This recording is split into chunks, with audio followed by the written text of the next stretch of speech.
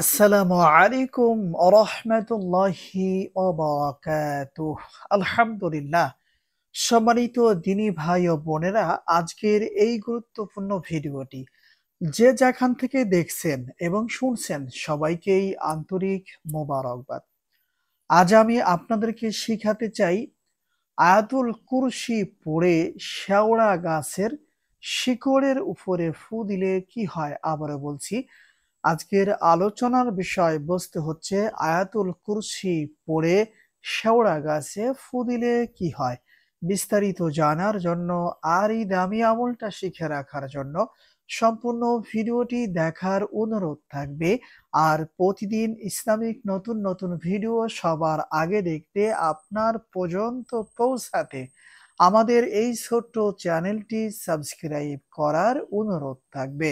সম্মানিত দিনী ভাই ও বোনেরা, এই আমলটা কখন কিভাবে করবেন পরামর্শ থাকবে। যখনই প্রয়োজন তখনই আপনারা আমলটা করে নিতে পারবেন। তবে পরামর্শ থাকবে অজু অবস্থায় হুবহু আমার দেখানো পদ্ধতিতে আমলটা করে নেওয়ার চেষ্টা করবেন ইনশাআল্লাহ। সম্মানিত দিনী ভাই ও বোনেরা, মূল ভিডিওতে যাওয়ার পূর্বেই আপনাদেরকে ছোট্ট করে একটি কথা বলতে চাই। আপনাদের হাতে যদি সময় থেকে থাকে তাহলে অবশ্যই সম্পূর্ণ ভিডিওটি দেখে আমলটা শিখে রাখার চেষ্টা করবেন। আশা করি ইনশাআল্লাহ মৃত্যুর আগ পর্যন্ত এই আমলের মাধ্যমে আপনার উপকার হবে। সম্মানিত দিনী ভাই ও বোনেরা, এই আমলটা করার জন্য আমাদেরকে শেওড়া গাছের মূল শিকড় তুলে আনতে হবে। আবারও বলছি, এই আমলটা যখন করবেন করার আগ মুহূর্তে কষ্ট করে আমাদেরকে শেওড়া গাছের মূল শিকড় তুলে আনতে হবে। আর এই শিকড়টা কবে তুলে আনবেন?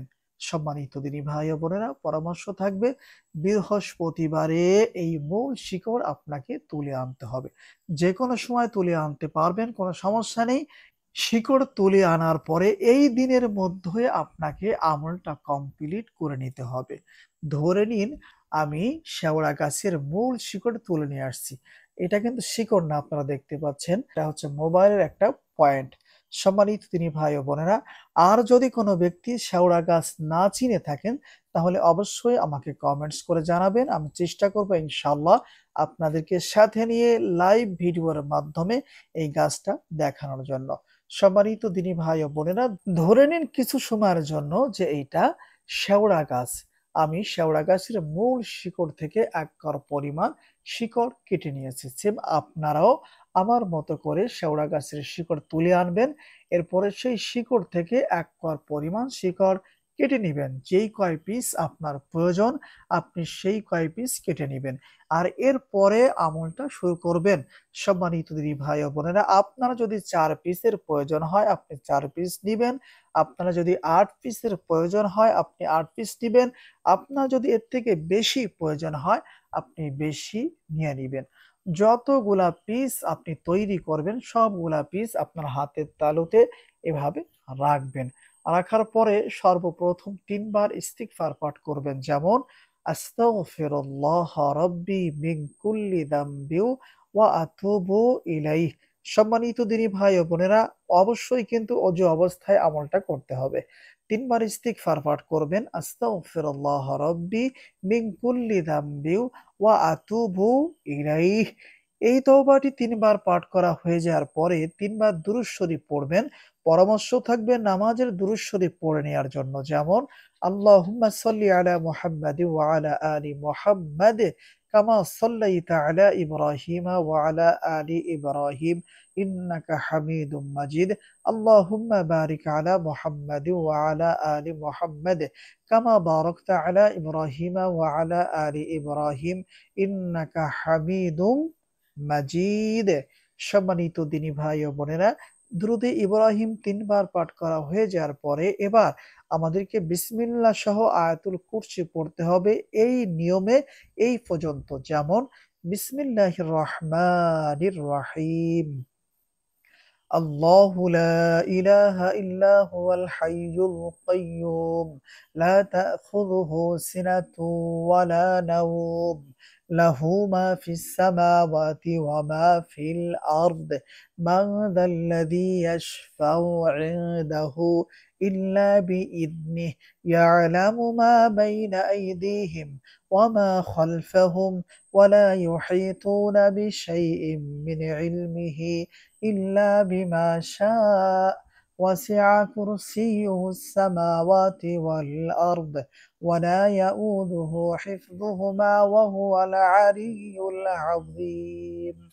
এ পর্যন্ত আয়াতুল কুরসি একবার পড়বেন। পড়া শেষ হয়ে যাওয়ার পরে আমরা যে হাতের তালুতে সবগুলা শিকড়ের টুকরা রেখে দিয়েছি, এর উপরে একটি ফু অথবা দম করে নিতে হবে। যেমন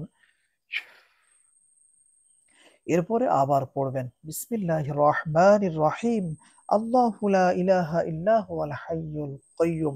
আমি প্রথমবার যতটুকু আয়াতুল কুরসি পড়ে নিয়েছি, দ্বিতীয়বার সেম একইভাবে ততটুকু পড়ে নিবেন। পড়া শেষ হয়ে যাওয়ার পরে আরো একটি ফু অথবা দম করবেন। যেমন এই নিয়মে বিসমিল্লাহ সহ ৭ বার আয়াতুল কুরসি পাঠ করবেন।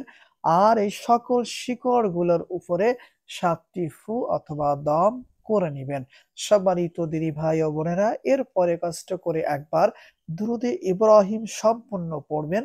পড়া শেষ হওয়ার পরে ২ টি ফু এই শিকড়ের উপরে দিয়ে দিবেন। যেমন সাল্লাল্লাহু আলাইহি ওয়াসাল্লাম।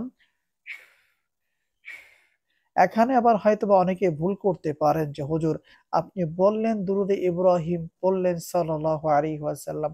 আপনাদেরকে সংক্ষেপে বোঝানোর জন্য অনেকে বলেন যে, হুজুর আপনার ভিডিওগুলো লং হয়ে যাইতেছে, বড় হয়ে যাইতেছে। এজন্য এখানে আমি দুরূদে ইব্রাহিম পাঠ না করে আপনাদেরকে সাল্লাল্লাহু আলাইহি ওয়াসাল্লাম এটার মাধ্যমে বোঝানোর চেষ্টা করেছি।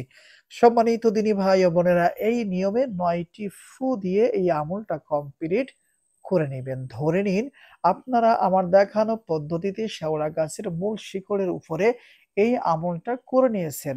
এখন জানার বিষয় হচ্ছে আয়াতুল কুরসি পড়ে শেওড়া গাছের শিকড়ের উপরে ফু দিলে কি হয়?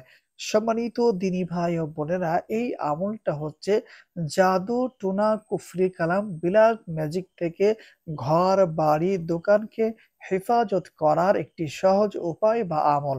আবারও বলছি, এই আমলটা হচ্ছে ঘর বাড়ি সহ দোকানপাট, ব্যবসা বাণিজ্য, জায়গা জমি এটাকে ব্ল্যাক ম্যাজিক, কালো জাদু, কুফরি কালাম থেকে হেফাজত করার আমল। কিভাবে হেফাজত করবেন? আপনার যদি বাসায় অথবা বাড়িতে ৩ টা ঘর থাকে অথবা ১ টা ঘর থাকে, ধরে নিন আপনার বাসায় ১ টি ঘর আছে। তাহলে আপনার কাজ হচ্ছে আপনি এই শেওড়া গাছের মূল থেকে ৪ টুকরা ১ কর পরিমাণ শিকড় নিবেন।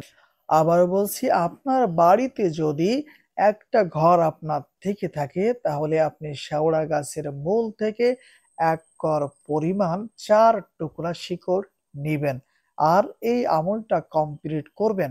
কমপ্লিট হয়ে যাওয়ার পরে এই ৪ টা শিকড় আপনার ঘরের ৪ কোণায় দাফন করে দিবেন। আশা করি ইনশাআল্লাহ এই আমলের বদলতে আপনার ঘরে কেউ কোনো ব্ল্যাক ম্যাজিক, কালো জাদু, কুফরি কালাম করতে পারবে না।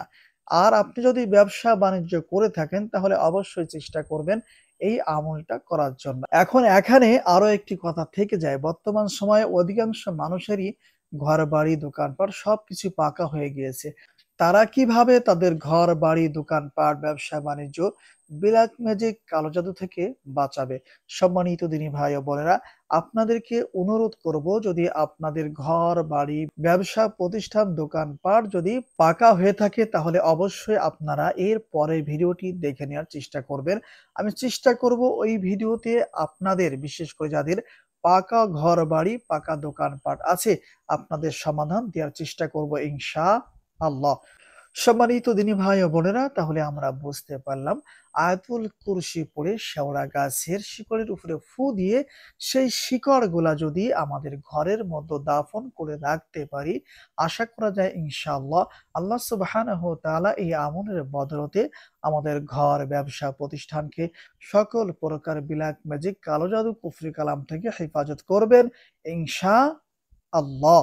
আজকের ভিডিওটি এ পর্যন্তই। যারা এই আমলটা করবেন তারা অবশ্যই ভিডিওতে লাইক করবেন, কমেন্টস করবেন। আর চ্যানেলে নতুন দর্শক হয়ে থাকলে অবশ্যই চ্যানেলটি সাবস্ক্রাইব করে অনুমতি নিয়ে আমলটা শিখে রাখার চেষ্টা করবেন। আর হ্যাঁ, আমি আপনাদেরকে আগেও একটি কথা বলেছি, এখনো সেই কথাটি বলবো। সম্মানিত দিদি ভাই ও বোনেরা, বর্তমান সময়ে আমার চ্যানেলের প্রত্যেকটি ভিডিও নকল করে কিছু ইউটিউবার তাদের চ্যানেলে আপলোড দিচ্ছেন। আর এজন্যই আপনাদেরকে আমি বারবার সতর্ক করি যে আপনারা যেখান থেকেই কাজ করান না কেন, যেখানেই লেনদেন করেন না কেন, একটু সতর্কতার সাথে আপনারা লেনদেন করবেন। আপনার টাকাটা এমন জায়গা যেন না যায় যে যেখানে টাকা দেওয়ার পরে আপনার নাম্বারটা ব্ল্যাক লিস্টে ফেলায় দিবে, আপনার সঙ্গে কোনো যোগাযোগ থাকবে না। এমন অহরহ প্রতিদিনই হচ্ছে। অনেক ভাই ফোন দিয়ে বলতেছেন যে হুজুর আপনি কি অমুক? আপনি কি অমুক? অনেক ভাই বোন আছেন যারা ফোন দিয়ে বলেন যে হুজুর আমার কোনো কাজ হচ্ছে না, আমি অন্য জায়গায় চেষ্টা করেছি, টাকা দিয়েছি, কিন্তু তারা আমার টাকাগুলো নিয়েছে কিন্তু আমাদের সঙ্গে কোনো যোগাযোগ করেনি, নাম্বার ব্ল্যাক লিস্টে ফেলে দিয়েছেন। এজন্য সম্মানিত দিনী ভাই ও বোনেরা, যেখান থেকে কাজ করান না কেন, এখানেই লেনদেন করেন না কেন, ১০ বার ভেবে চিন্তে এরপরে আপনি লেনদেন করবেন। আর তা না হলে আপনার টাকা পয়সা সম্পূর্ণ জলে চলে যাবে, শুধু আফসোস করবেন, আপনার কোনো কাজ হবে না। এজন্য সম্মানিত দিনী ভাই ও বোনেরা, আমি চেষ্টা করি আপনাদেরকে সতর্ক করার জন্য। এখন আপনারা যদি সতর্ক না হন, তাহলে কোনোভাবেই আপনাদেরকে বাঁচানো সম্ভব না। আজকের ভিডিওটি এ পর্যন্তই। আসসালামু আলাইকুম ওয়া রাহমাতুল্লাহ।